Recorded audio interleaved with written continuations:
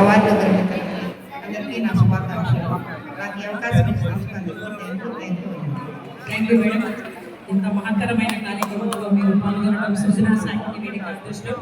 ఇప్పుడు K Madhavi madam గారు superintendent ACSR medical college GGH Nellore గారిని ఉపన్యసించవలసిందిగా ప్రార్థిస్తున్నాను. మన అమూల్యమైనటువంటి సందేశాన్ని.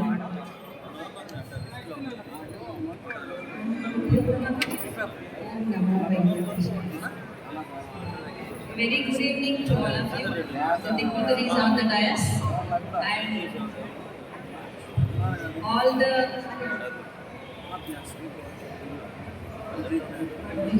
the invitees who are here for taking the award of Doctors Day, National Doctors Day, that is in the remembrance of B.C. Rai garu, who was the freedom fighter, who was the Chief Minister of West Bengal, and who have been the one and only from the Indian nation holding the degree of medicine when he was rejected from the London for 31 times, not giving him medical degree, but he didn't get back. So he came back to the India and he did his medicine, and he had established the Medical Council of India.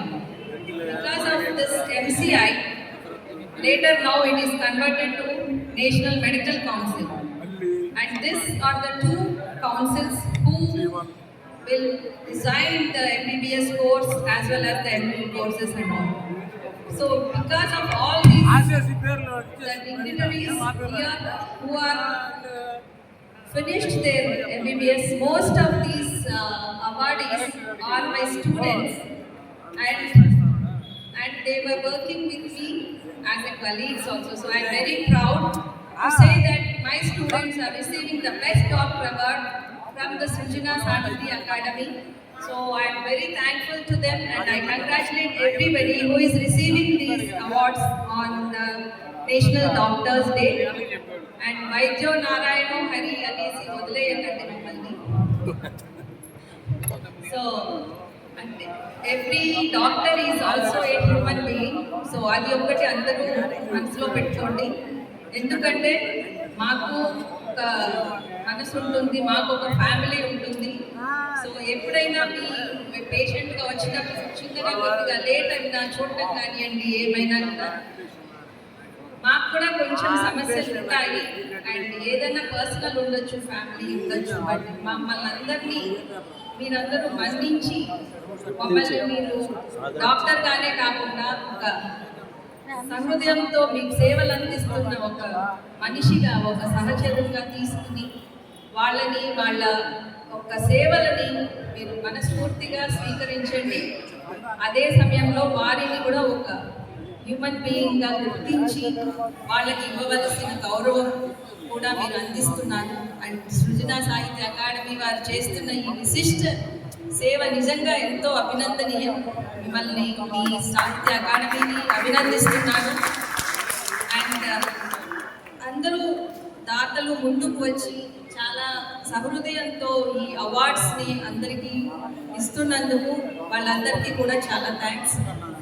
And మాకు doctors team అనేది ఒకటి ఉంటుంది. So ఆ team వర్క్తోనే మేమందరం ముందుకు పోగలము.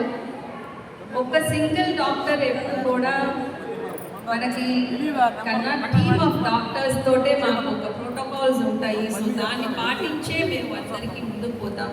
So మీ ఇక్కడ ఉన్న doctors అందరూ కూడా కోవిడ్ టైంలో కానివ్వండి చాలా వాళ్ళ జీవితాలతో పోరాడి ఇతరుల జీవితాల కోసం కూడా పోరాడినారు.